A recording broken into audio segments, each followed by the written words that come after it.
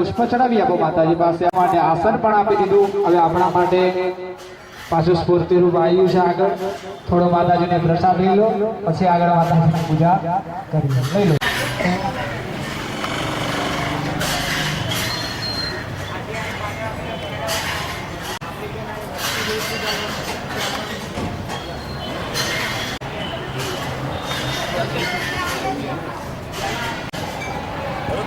દરેક જણા પછી આચમન કરી જજો। ડાબાથી ચમચી લઈ જમણાથી 3 વખત પાણી પી અને ચોથી વખત પડાય। કોઈના માથે પડાય નહીં હો। કોઈના મહેમાન ગતિએ ગયા હોય ને તો એને અનુરૂપ થઈને લેવાય। પછી એવું ન કહેવાય કે ભાઈ અમારે તો આવવું જોઈએ, અમારે તો આવવું જોઈએ। તો આજે આદશક્તિ કરી માતાજીના ચરણ ધોવાનો ભાવ કરીએ। આદશક્તિ અંબે માતા કી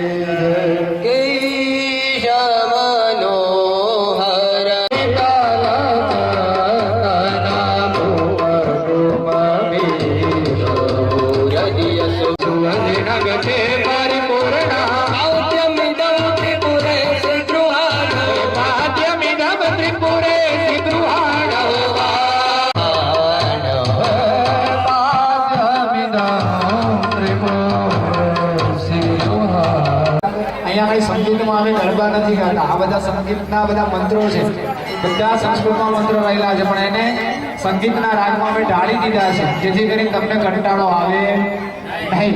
બરાબર? આ કોઈ પિક્ચરના ઉપરથી તૈયાર થઈ જશે અને માતાજીના હાથમાં અર્ઘ્ય પણ કરી આપીશું। ભગત કરુણો હમિદાની મયા અંબે અંબે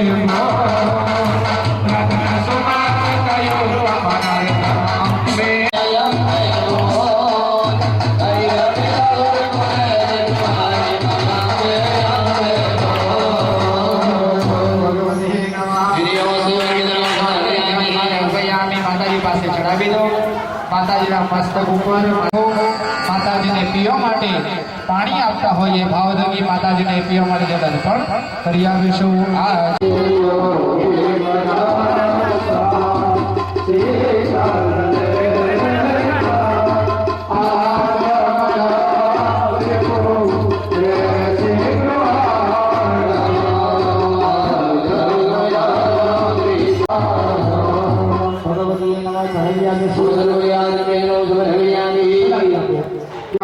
પકડી રાખો માતાજીની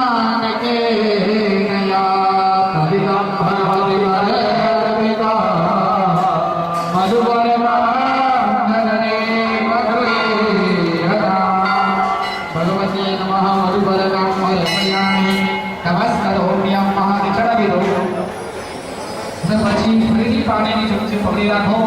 માતાજીનું મોઢું એનું થયું એ શુદ્ધ કરવાના ભાવથી માતાજીને એક વખત પાણીની ચમચી પણ કરી આવીશું। સારા